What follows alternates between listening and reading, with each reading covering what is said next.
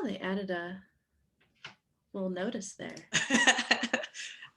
What is that, a voiceover? Yeah, that must be That actually makes sense because for a variety of reasons. especially I think like accessibility reasons and so on too. I bet that it gets picked up better by transcripting and so on. And yeah, we've got about a minute before the hour starts. I'm like renaming myself if that's okay. Absolutely. I'm about to do the same thing actually. It's very long. And let me do it this way, given the context. And we'll see. I guess for some folks, it'll all show up.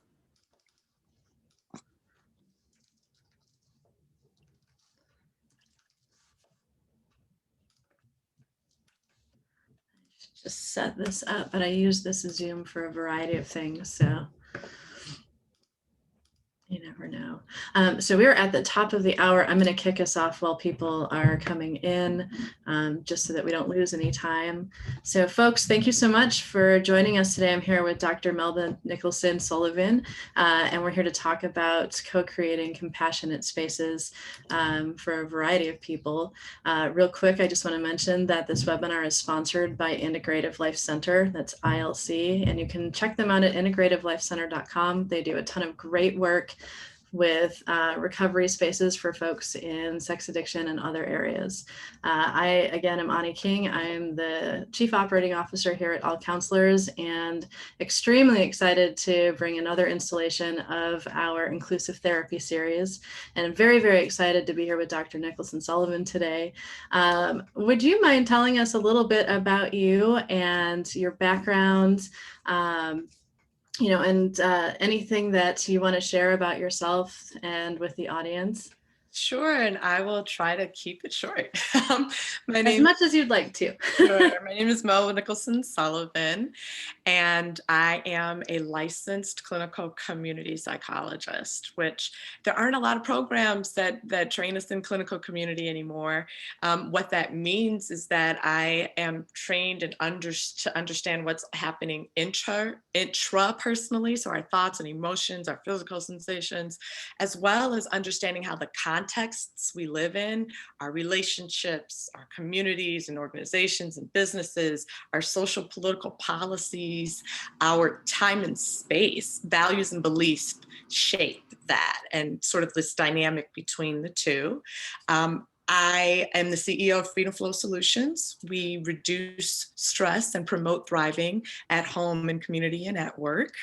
And I personally, just to share that a bit, I grew up in a place called Deerfield, Illinois, the village of Deerfield. So I am a Midwesterner, grew up in Deerfield. And I always tell folks, because part of the conversation we're having today, right, is about social identities. I always tell folks I went to more bar and bat mitzvahs than baptisms, though I grew up in a family where our religious beliefs and practices were baptisms. I grew up, as my sister and I were told, we were the first Black children to go to our public school, and we stayed in Deerfield from the time I was in first grade till I graduated high school. So I grew up the whole time. By the time I got to high school, I was one of three Black children in a class of 300, and I left Deerfield High School and went to Howard University. Now, there's been a saying that, if a bison will always let you know that they're a bison. And, with our Vice President Kamala Harris, there's no way, now more people know about my alma mater. And I was asked once, what's the most life-changing experience that I had? And I always say, I went to Howard University and got my entire life. That's where I met my partner, and have very, very close friends from there. So I went to Howard, and what I bring to my practice is that experience of being in these different contexts and sort of what does it mean to be in community? What's the impact of when you don't feel so included, or you don't feel, or you're included, right? There's this distinction being made between equity, inclusion, and belonging. You're included, but you don't necessarily feel like you belong. And sort of how do we start to co-create I've always been fascinated with organizations that really lean into creating experiences or co-creating experiences where people feel seen, will they seen, heard.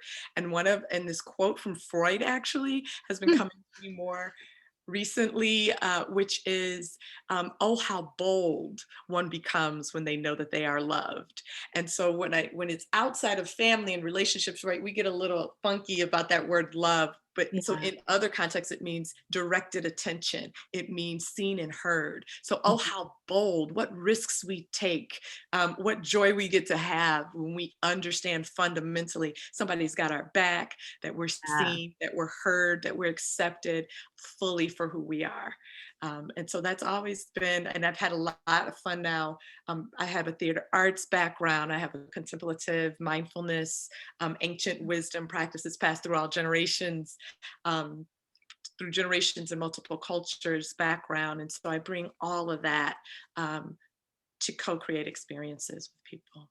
That sounds amazing. And it's funny because I thinking about like that's such a great quote from Freud, and I have such mixed feelings I about Freud know, on right? so many things. But Right. that idea of like, especially in a therapeutic space, how that sense of belonging is so absolutely important. For me, it manifests a lot as being a queer person and, looking for somebody when I was finding a therapist where I didn't have to explain what it meant to be, queer in my own context. Mhm. And then being able to talk with my therapist about those deeper level things instead of doing that labor of educating somebody about here's who I am and here's why it's important and here are the ways that you can be most respectful of me, but instead being able to know I'm in my space. So I love that quote, and I love the way you talk about just that experience of love and joy when you know that you're supported, you know where you're supposed to be. Mhm, mhm. Absolutely, and right, I have mixed feelings about Freud too, and honestly, the whole discipline of psychology, although um, it's my primary professional and profession.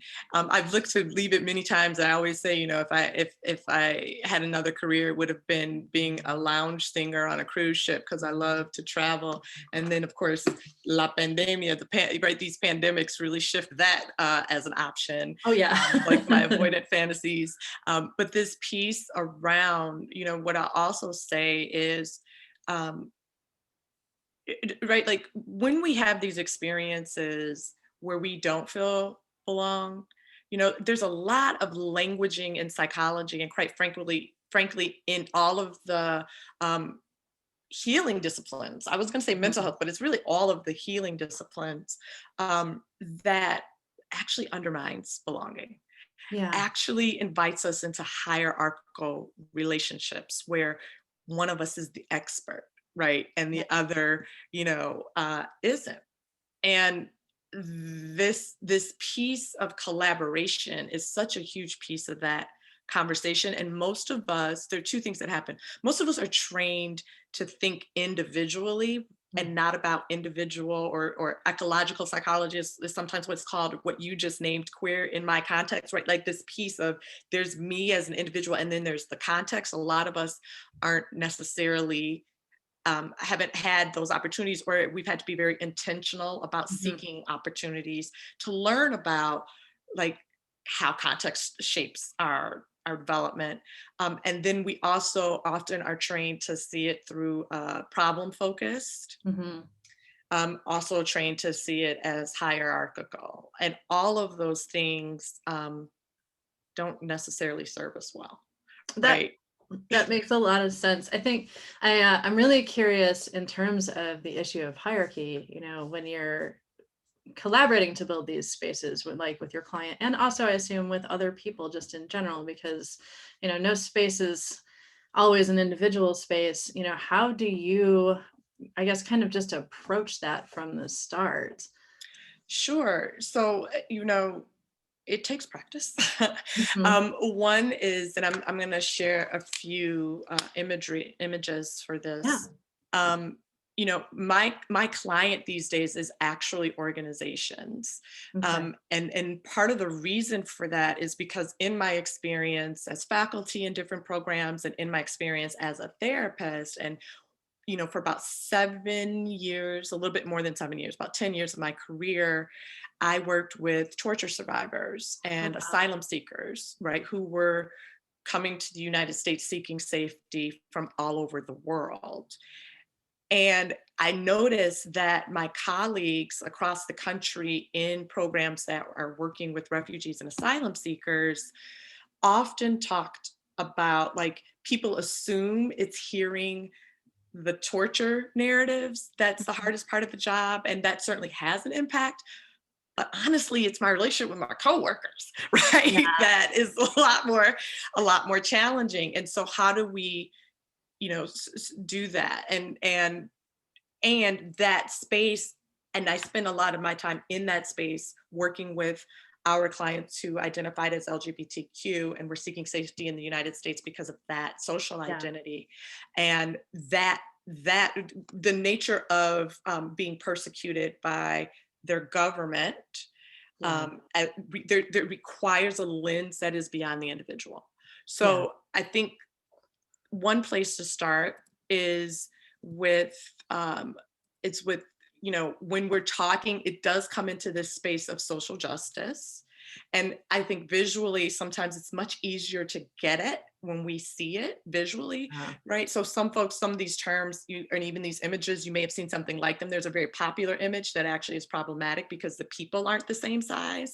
Yeah. So the graphic designer I worked with had to be very intentional about, like, the same size. There's also sort of this erasure that shows up in a lot of imagery. So inequality is, you've got this system, right, which is the fence, and there are people who, like, the system is designed to support them and give them a bigger view and wider perspective, and they're getting resources to support them in that. And then equality is, you give people the same resources, but you haven't shifted the system. And in equity, you actually customize resources so that each person gets what they need. And equity is also about power and power dynamics. Like, when I say that, I don't mean the innate power that all of us come into this life with this breath we breathe. So that's another thing that is fundamental. And I'll get to that in just a moment. But equity is, and this is often what is really helpful as a therapist, whether we're working with individuals, whether we're working with families and couples, children or adults, this notion of equity, that there is a power dynamic that is embedded in all of our systems, from the way we do insurance to the diagnosis to, if you have a child matriculating through public or private schools in this country, I remember seeking services for my son. And even though I am a licensed psychologist, first of all, what I navigated as a psychologist in that context was there was an inequity, right? Because of my identity as parent, because of my identity as a Black woman. And so I had people, like, I literally had somebody in the first meeting from the school ask me if I understood what a diagnosis was.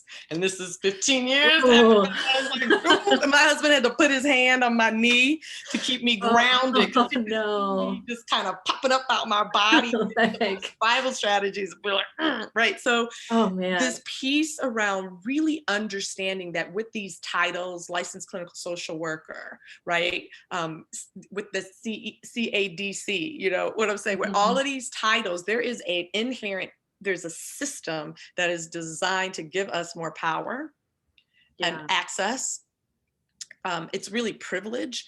And so it is our responsibility to understand that from the get, right? And then to be in, like, so in this diagram, we would be, right, this, I don't know if you can see my pointer, but we would be the shorter ladder side, right? And our clients may or may not be here, right? And depending on the context, it shifts, right? Because in the context of their life, in the context of their communities, our clients are on this left side of the image, and we are actually on this right side, where we need more resources to be able to see and understand parts of this context, or have access to resources, right?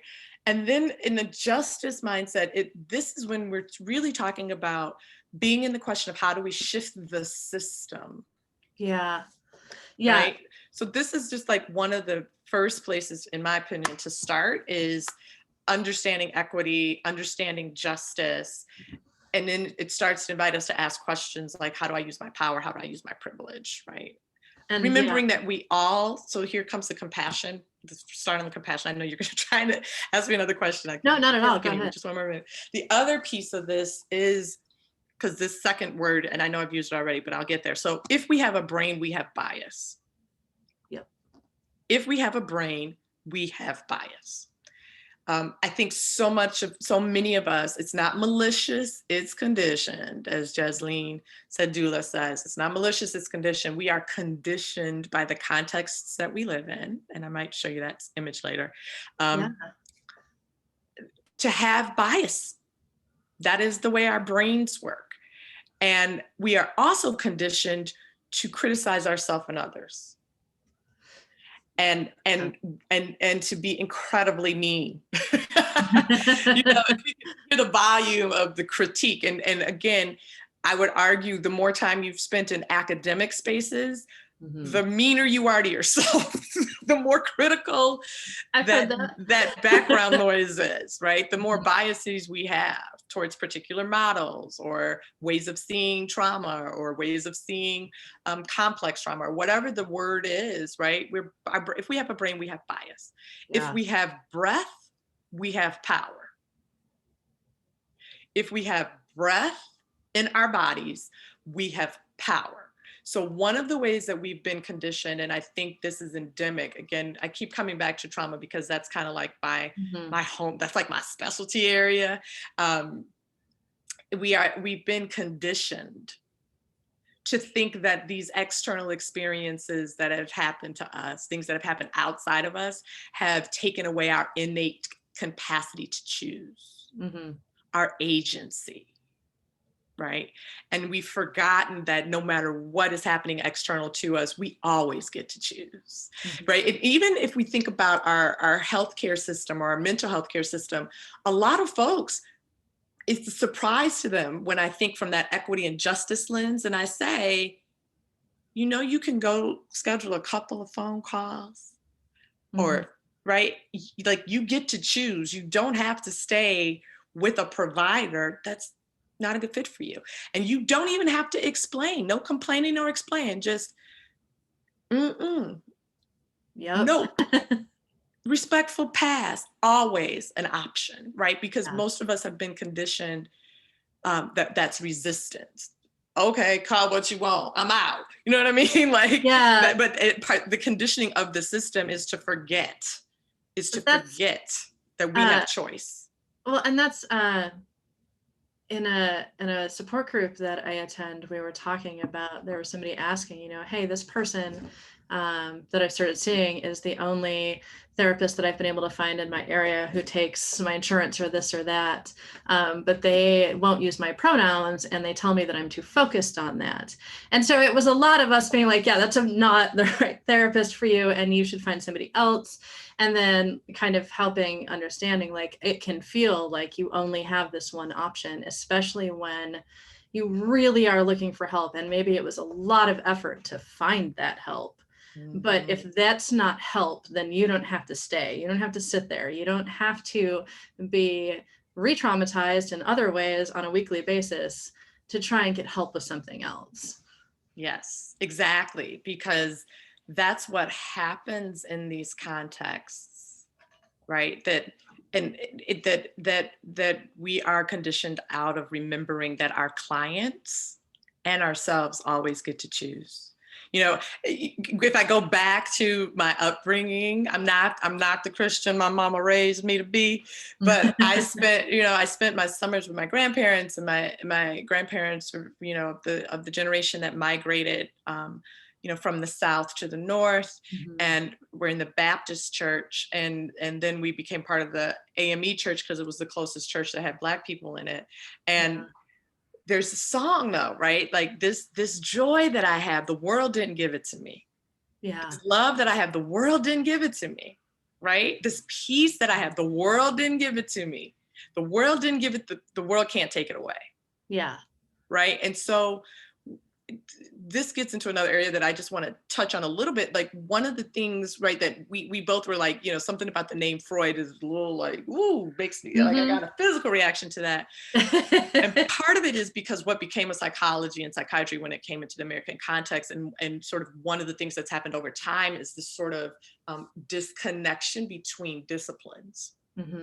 And sort of this, and I think we are actually in a time now where people are starting to understand that for some of us, therapy, talk therapy, EMDR is a path. For others of us, it's actually being in community, playing music in community, doing theater in community. That's our healing path. And that there's also sort of this both and piece. So that's part of where that choice comes in. Another part of where that choice comes in when we talk about insurance is it may take a little bit more effort.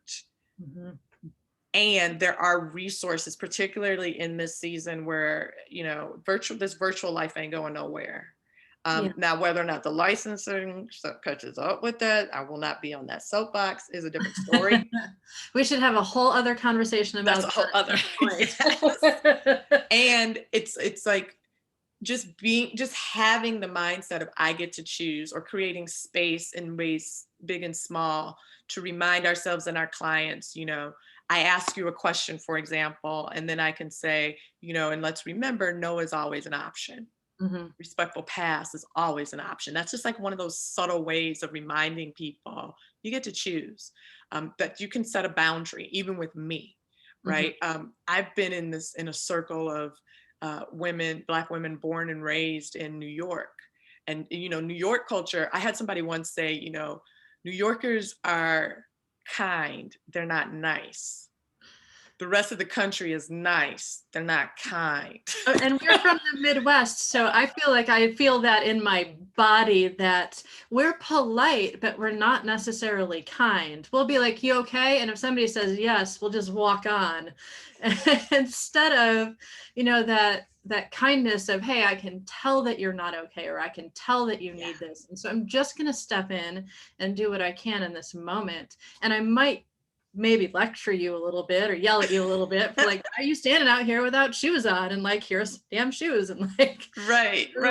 But it is that kind of, that I think that Midwestern, but also the rest of the country of like, oh, well, I don't want to get involved, or I don't want to annoy somebody, or I don't want to do this. Right. It is a very external way of moving about. Thank you, Annie, because you just helped me understand some things. Right. We're invited, like if our center is here, right, if we're resting here, most of us have been conditioned to be here. Yeah. And then we're whipped around by the external. And this isn't a critique, right? There's no shame here. This is survival. Yeah. Right. Many of us, and I like to call them, so one word that drives me crazy, that if you use it, I just invite you to leave it right here today. We can have a ceremony for it, is the word minority. It is inappropriate. I do not understand why it keeps showing up in major media outlets, in like expert conversations. That is some BS. And I'm very proud of myself for saying it like that. Because the word minority inherently invokes small, little, less than.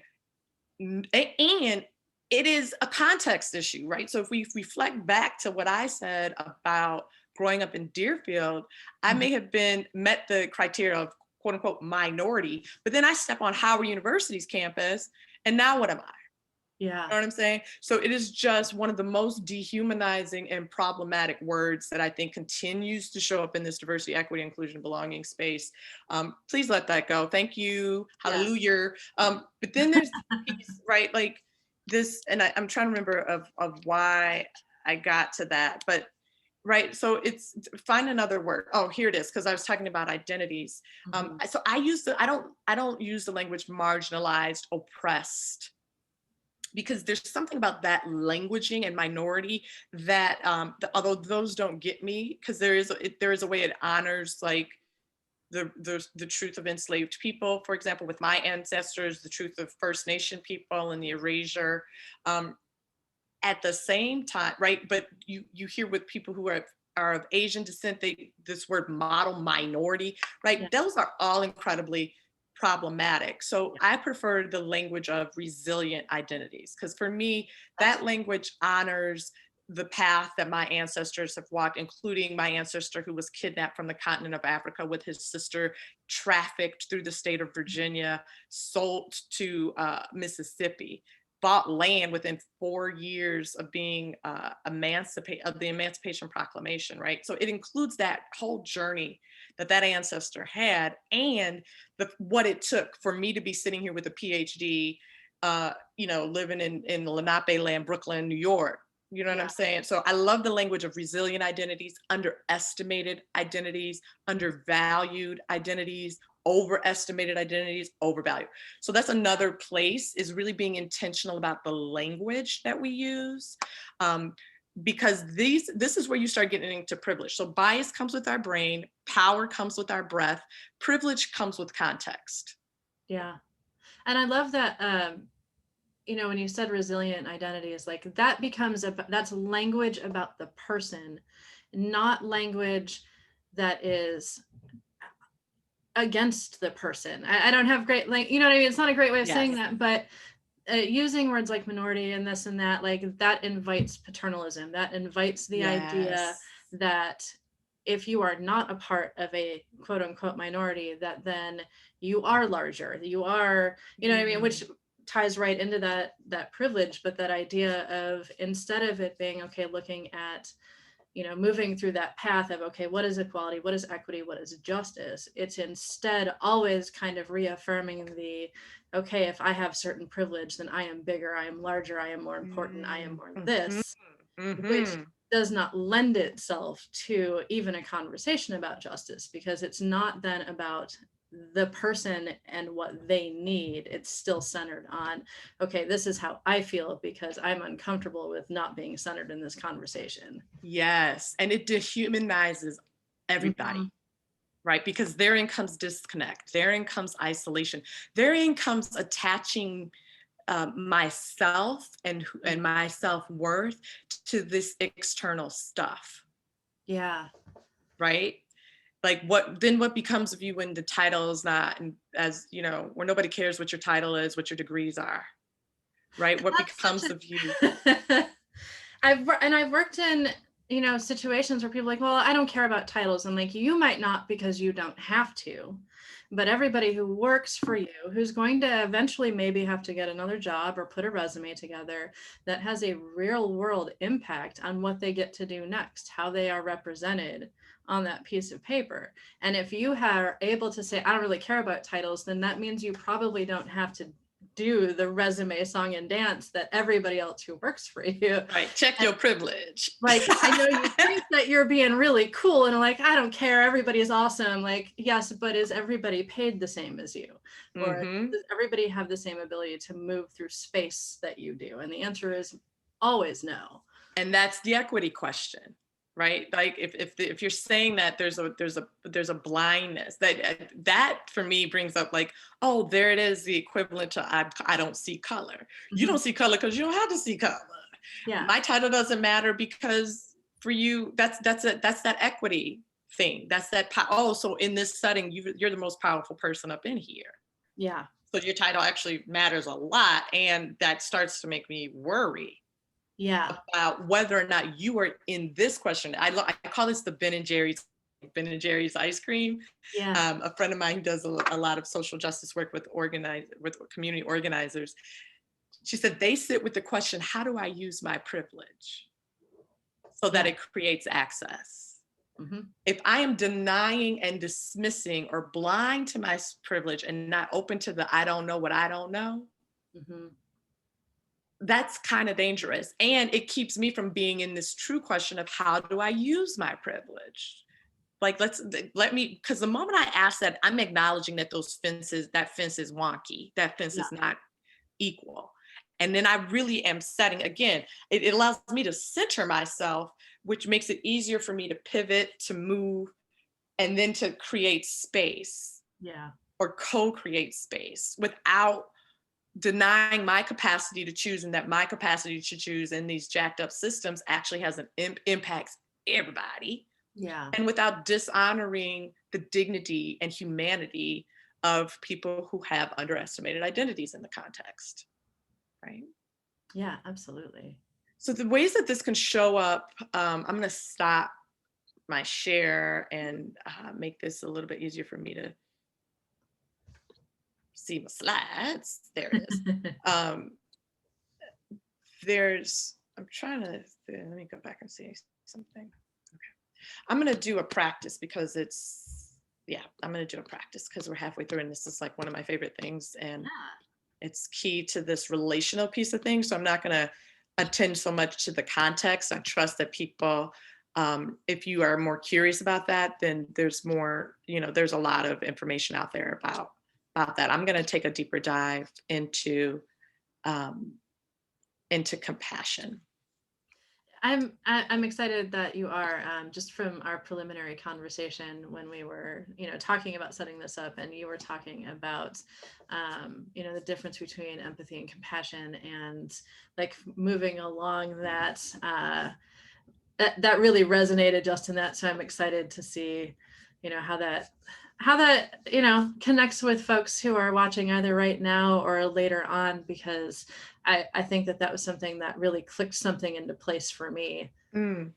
Great, thank you. And you said something earlier that I think also brings us right here, which is paternalism, right? So there's, right, like that paternalistic way of being is because so many of us have been conditioned into sympathy and empathy as the way of being in relationship, and particularly being in relationship across difference.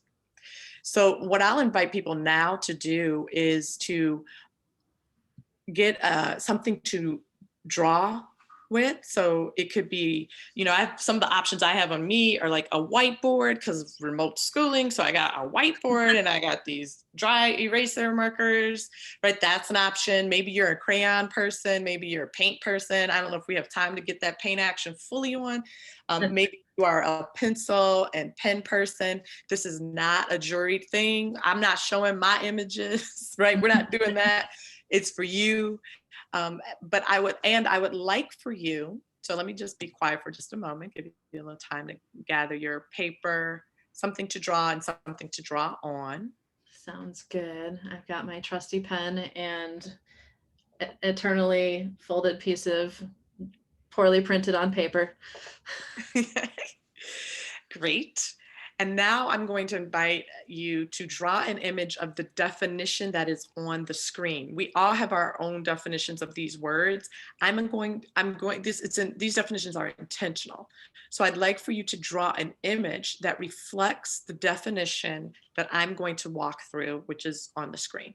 Okay.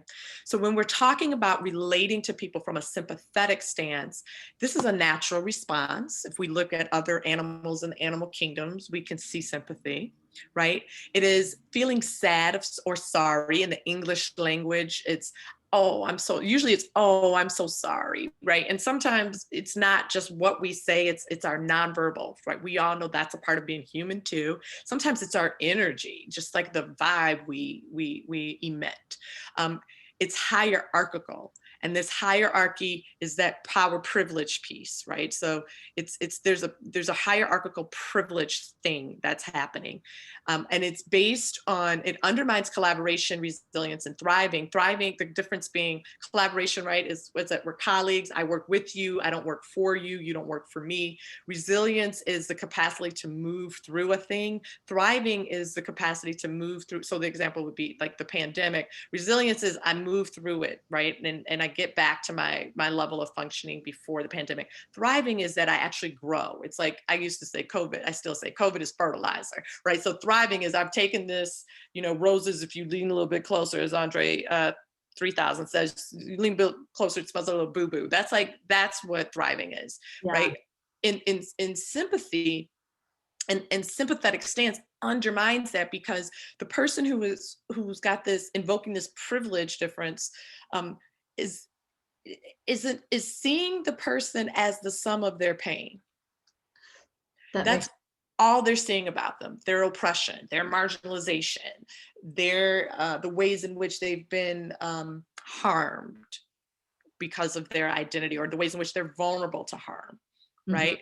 And then this is what invites that over responsible, because I don't even see your innate capacity to choose. I don't even see your resilience. So like when I worked with asylum seekers, it was like, part of what I would say sometimes was like the fact that they're sitting in the corner of Bellevue Hospital in New York City, and they started their journey like in Ukraine, right? In Gambia. The fact that they sitting up in here, and asylum seekers are folks who come to the US, and it's not because the US went somewhere and gave them resources, right? It's they made a way. So the fact that they're Yeah. sitting here means they got some resources that you might, like if I'm coming to them from sympathy, I don't even recognize that they have resources, individual or in their community. Yeah. And therefore, I'm going to block their opportunity to even access resources or tap into that innate power that comes with the breath. That makes sense. It's almost like assuming they just sort of teleported here, and then now here are these like collection of problems to solve, and it doesn't say, okay, there was a lot that had to happen for this person to get there, and they had to use a lot of their power, whether it was limited by someone else or not, to make those choices, to plan for what they could plan for, and all of that effort. And like, that's not a small thing, and to ignore that really minimizes the person so much. Yes. And I heard, to bring it a little bit more home, I heard an interview recently that made me cringe on the radio. And they were talking to someone who grew up in the foster care system. Mhm. And when they aged out, they were just put out the system, because that's what happens in this country, right? So when I think about that narrative, or survivors of abuse, or people who've been kicked out of their families and had to create their own families because of their sexual orientation or their gender identity, it can sound like, oh, right? And people not understanding the fact that I'm on the radio giving an interview. Yeah. You know what I'm saying? Like what it took for me to be sitting in your office for therapy after I've been human trafficked in the US. Yeah. Right? Or after I have gotten sober, or and on my sober journey. The fact I'm sitting here means miss me with your sympathy. Yeah. I heard somebody once say that sympathy is like the Disney version of a feeling. Ooh. And I Yeah. can't remember who or I would attribute, and I think it was just in conversation, but it takes the real story and it makes it smaller, and it makes it less real and more palatable to people who have not had that experience, because Yes. more of a concern about whether or not they can consume the story than concern for the person's story itself. Yes, yes. And sometimes it can also nurture that person not doing what they're more than capable of doing for themselves. So it can undermine that. So draw a picture. I'll do my picture. If you haven't already, you drew it. Okay. So then we're going to move on to empathy. Now, empathy is an interpersonal skill, and particularly if you're a licensed therapist, most of the programs that we're trained in, and this is why I have an affinity now for organizations, is because I'm like, we need to change the way folk are trained, whether it is as we're getting our degrees, or for those continuing education units that many of us are required to do to maintain our license, right? So empathy usually gets centered, and honestly, in the context of diversity, equity, inclusion, and belonging, empathy, in my opinion, makes us vulnerable to microaggressions. That makes a lot of sense. And from our privilege on it, and here's why. Empathy is an interpersonal skill. It does require us, so what you were saying was beautiful about like this Disney thing, because what's underneath that in sympathy is you're denying the experience. You're not even really acknowledging what the person's saying to you. So the skill in empathy is I hear you, right? And sometimes it's a physiological resignation, like you can feel it. And people talk about this, like there are people who step into a room and shift the energy, like it's electric. And there are other people who what they've been through is so, in the way they navigate that, they've forgotten they have choice, so it may be incredibly heavy. And I'm not trying to put this at an individual level, right? I'm never trying to excuse organizations and relationships and contexts for the ways in which they perpetuate harm. I want to be incredibly clear about that. So we acknowledge and name other people's experience. And I do think that's what when we start to tap into, you know, happy pride and the narratives that become available, and Tulsa and the narrative that becomes available equips us to better acknowledge other people's experience, right? Sometimes it's what we feel in our bodies, but here's where we start to get in trouble with empathy. And empathy is really about trauma time travel. Mm-hmm. The person shares their story and we pop out because we're external, especially us Midwesterners in our be niceness. We're tracking what's outside of us. And sometimes it's a way to avoid what's showing up inside of us, Mm-hmm. right? It's easier to rescue somebody than it's in my own stuff. And then we go time traveling. And then we speak from that place we've traveled to. Our bodies are physically here with the person, but we're time traveling back. We cannot put ourselves in other people's shoes, period. I remember having a training, and it was this module on the day that Kentucky decided to charge folks with property damage to the neighbor of Breonna Taylor, but not for taking Breonna Taylor's life. And that's when I got this right here. I cannot put myself in the shoes of Breonna Taylor's family. It doesn't matter how many identities we share. And then it becomes dangerous because there's a couple of things that happen here. It's fatiguing for the empathetic person, and you become vulnerable because you're kind of reliving your own stuff to centering your own experience. Yes, that reminds me of the time when, and here's where the microaggression comes. Mm-hmm. Oh, that's like mm-hmm. when hold up, wait a minute. If you white, there's nothing that's coming out of my mouth that's like that time when you as a white person. Yep. If you are, if you are, there's just nothing. And if you don't identify as white, because there are some ethnicities where people are white body, but they don't necessarily identify as white. And anytime you are time traveling into your family's trauma, there's a way in which when you speak from that, you are denying, dismissing, and minimizing my experience. Absolutely. Entering your own. I mean, even when somebody talks you through things like how to be empathetic, the whole exercise, at least in the experiences that I've had, is about, okay, now picture if something like this were to happen to you, or think of a time when X happened to you. And even for folks who are trying to be a little further ahead in that, it's that, and understand that it might not like ever relate, but it is still, you are asking somebody, when you were saying employ empathy, it is really at the heart of it saying, okay, now center yourself so that you can understand this a bit. Exactly.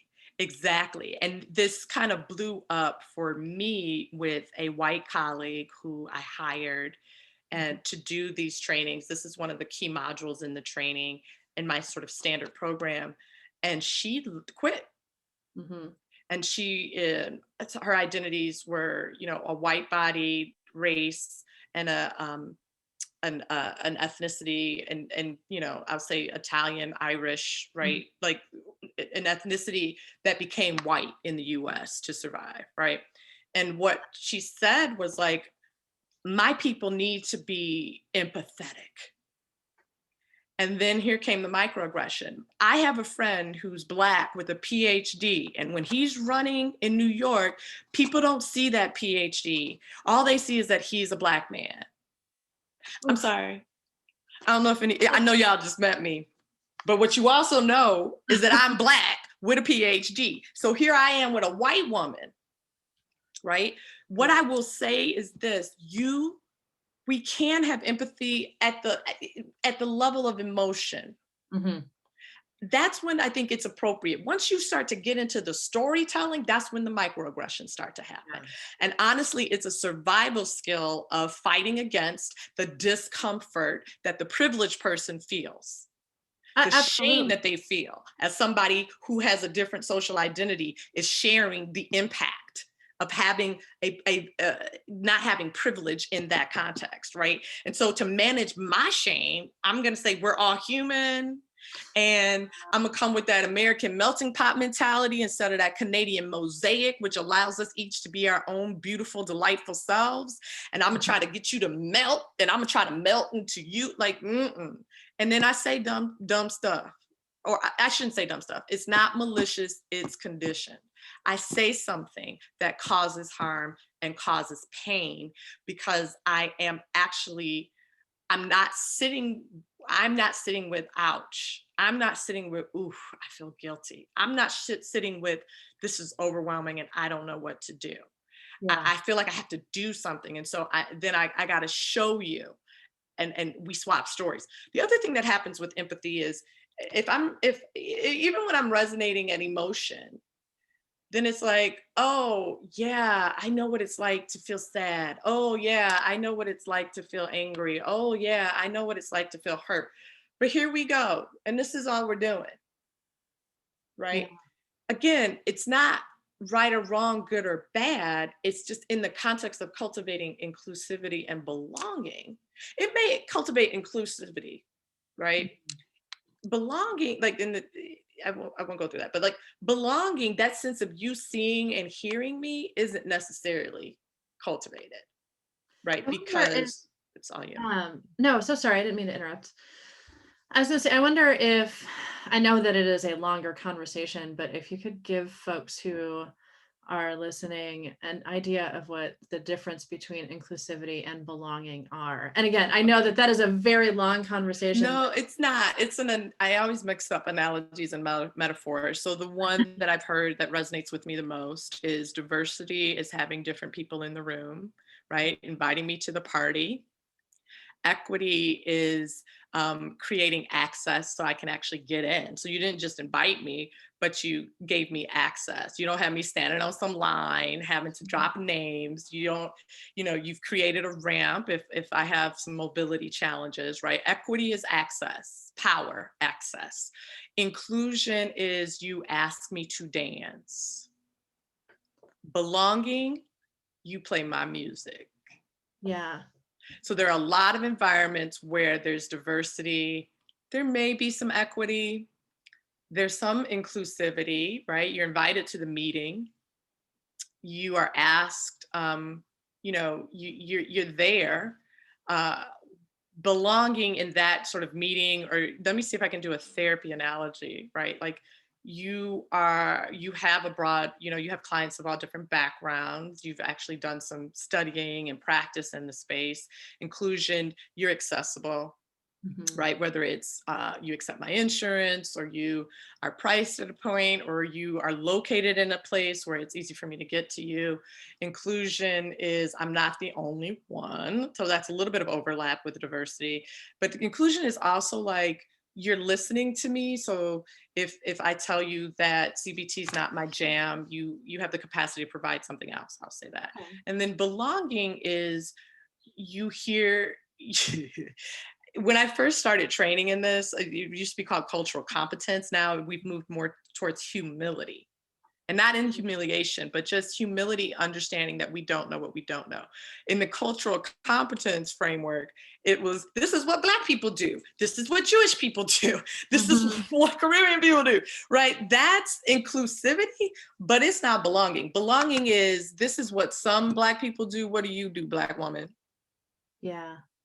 What of your family's practices do you want to carry with you? And what of them are you like, that ain't my jam, not so much, right? That's probably how it could get tailored. That's off the top of my, right? Like to a therapeutic relationship. You create space for curiosity and compassion to really get an understanding of my lived experience. And it's not about, right, there's like an Audre Lorde quote about like, if I define myself for myself, right? I'm not defined by my relationship to you and your privilege. Yeah. Right? I'm not, non-white, I'm Black. There is a subtle thing, but it's different. You know what I'm saying? That's the distinction. And you also understand that because we as beautiful individuals are uniquely shaped by our unique contexts, and those contexts are dynamic, and we're also shaping those contexts, that even if I have a twin, my lived experience is unique from their experience, right? Yeah. So draw this picture of empathy. And thank you for walking through that. I think that it's helpful for people to kind of understand that distinction. And some of it, I think, is that, I was thinking about the difference between having a conversation with somebody who uses an acronym versus saying, so you as a Black woman, how do you feel about this? Because I know that it is actually relational to where you sit as a person. Or instead of just saying, so as somebody who's a part of the LGBTQ community, but being approached by somebody, especially for me in therapy, who says, okay, so as a non-binary person or as a queer person, and who understands and has made that effort to understand that the language is important, and that an acronym is never a replacement for understanding how a person identifies themselves and acknowledging that, whether it's comfortable to start or not. Right. And even acknowledging, right, so there's two pieces in there. One of it is the language, and the other is the curiosity, and being open to the possibility that something else is possible, that something else is here, that I don't know something, right? Like just the curiosity and the creation of the space for something else, versus sort of like this closed piece of like, right, to your point of assuming that there's this gross generality, or assuming that you're going to be representative, right? That's where you start. Again, that's why I say empathy makes us real vulnerable to those microaggressions, because they set us up to assume, one, that we can put ourselves into other people's shoes, and two, to kind of come back to ourselves and center our experience, and not listen and not be curious, right?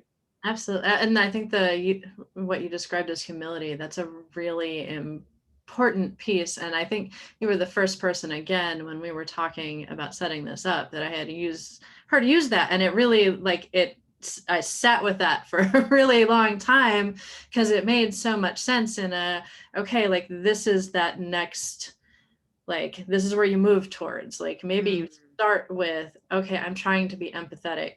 I'm a person who very like that vulnerable to fatigue, like absolutely, like when I try to practice empathy, it is a struggle not to immediately center myself, and then I get exhausted because now I'm pulling my own feelings and my own traumas or my own this into that, and I'm no longer present for the person who needs me. I am entirely within myself at that point. All of that, especially that time travel. I am no longer present, right? Because I'm caught up in all of my stuff, right? And therefore, I'm not present to what's possible when so this is sympathy. This is like if I was, right? Yeah. This is empathy, and it's really here, right? Let me talk about compassion. Did you draw your empathy? I did. Okay.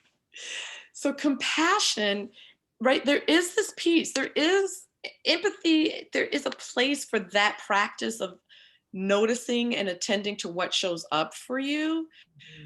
But it's what I call the window of power. So in trauma world, we call it the window of tolerance.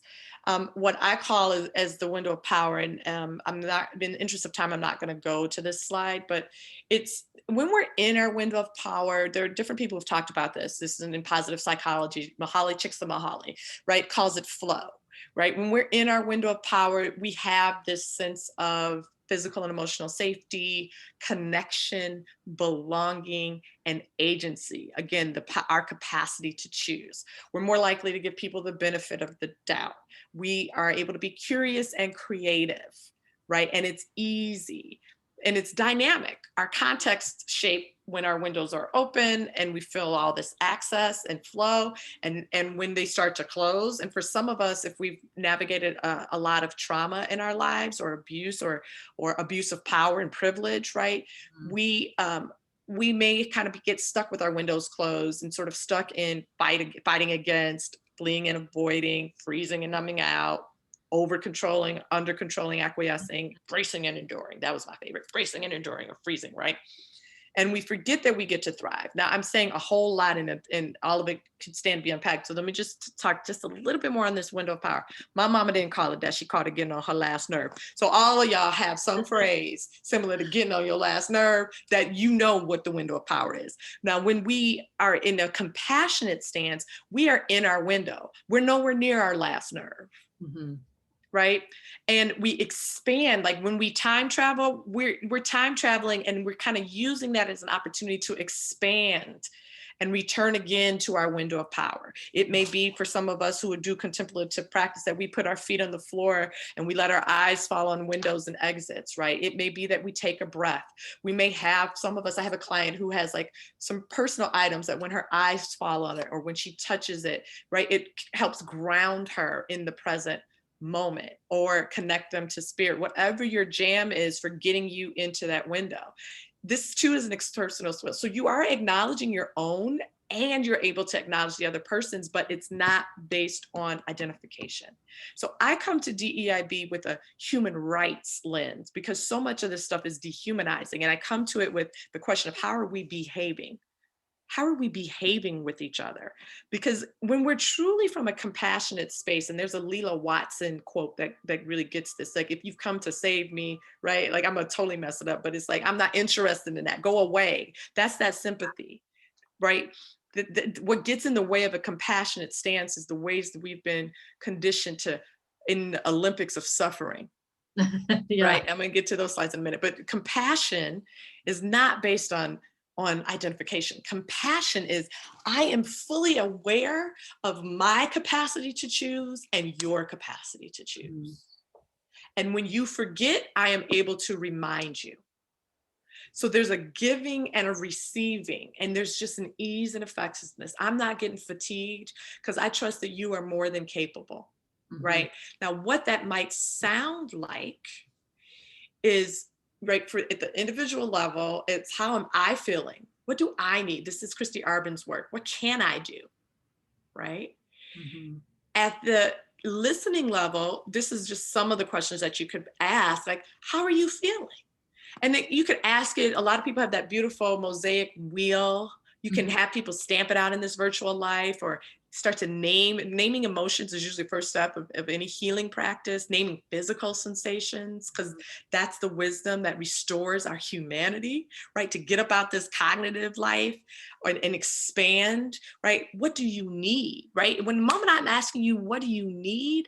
That's me inviting you to remember that you know, and you know better than me. What can you do?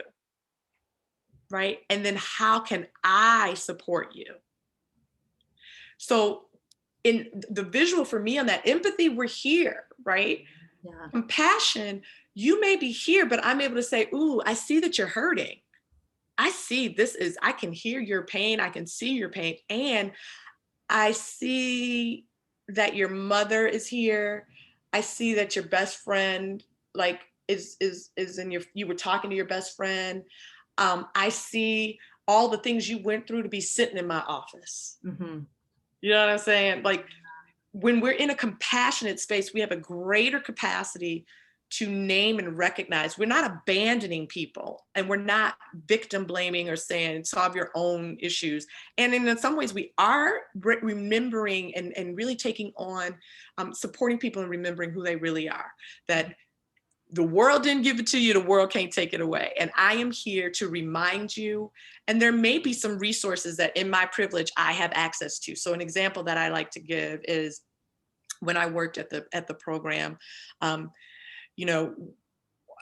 those were some of the more challenging experiences in the group because there was accountability that, like, my clients were not going to let me forget, right? Yeah. Like, they would hold me accountable. Get your ish together. You didn't set a thing that's problematic, right? So we were sitting there one night, and the client who was leaving the group, because she said, yeah, the time I spend here with y'all talking about your pain is time that I could be in this motorcycle club that I just learned about. So I'm out. And by the way, this program that's for, I feel marginalized in a program for marginalized people. Yeah, that's some feedback, right? That's some feedback. And I said, ooh, ouch, tell me more, right? That's me not getting all like, the empathetic response would have been like, Oh, I remember, I as a Black woman, I felt marginalized in spaces too. No, that's empathy. That ain't doing nothing for her. And Yeah. it's not listening, really deep listening. She said, I feel marginalized in your program, right? So the compassionate response was, tell me more. Well, there's nothing hanging on the wall that reflects my community. Well, I wasn't doing it intentionally at the time. I have the privilege of sitting on the leadership team Mhm. of this program. So I went to the leadership team and I said, hey, I got this feedback that folks in my group feel marginalized in a program for marginalized folk. And the response I got was a defensive, sympathetic response. Well, those were gifts, right?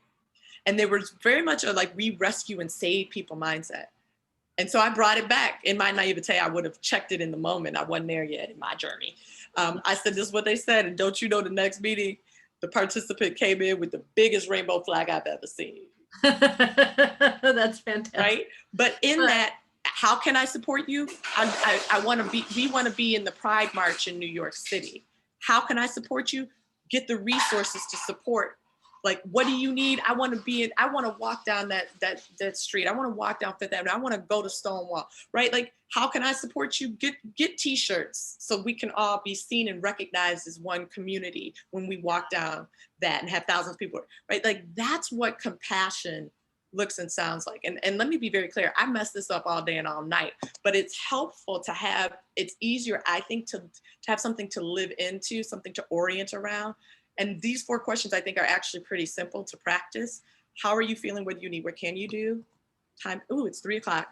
And I will just put this up in there. The Olympics of suffering, minimizing, minimizing the, your own experience, denying your own experience. I can't complain about my job because there are people who don't have jobs. I can't complain about this experience I had of microaggression because I know clients who are aggressed against different ways, right? That dehumanizes yourself, this comparison thing. And this whole thing we've already talked about, the paternalism. So For sure. it's a form of, I can't handle my discomfort with my yeah, I can't handle being uncomfortable, so I'm going to try and save you. And then it is about me. It's not really about trying to help somebody else. It's about how do I not feel shitty? Excuse me. Exactly. How do I not feel bad? How do I not feel Yes. uncomfortable in my own self? And that's not saving anybody. It's just savior syndrome across the board. Exactly. And most of us as therapists and counselors, this mindset is deeply rooted in our training. Go rescue, save these poor people. We will give you extra money to go live in certain communities and work with these poor children or these poor, right? Like, all of that is savior syndrome. Save yourself. Yep. Be with yourself. What do I need? What can I do? Right? How am I feeling emotionally, physically? What do I need? What can I do? And when the more you do that with yourself, the easier it is to do that with a client. How are you feeling emotionally? What's showing up in your body? Is there constriction? Is there heat when you think about this? What can you do? Because with your breath comes the power to choose. And how can I support you? That honors the wisdom that sits in each and every seat and comes with the breath of life, and it cultivates belonging. You see and hear me. You're creating the space to see and hear me. Absolutely. Folks, I just want to say thank you so much to Dr. Melba Nicholson Sullivan. This has been such a fantastic conversation. I'm going to pause the recording in a second and we'll chat for a minute. But folks, if you have any questions that you think of, feel free to email me, Ani, A-N-I, at allcounselors.com. And feel free to come check us out at allcounselors.com. We have this series running all summer. So I would love to see as many people as possible come and learn from folks like Dr. Nicholson Sullivan and the many other people who are helping us out. Thank you so much.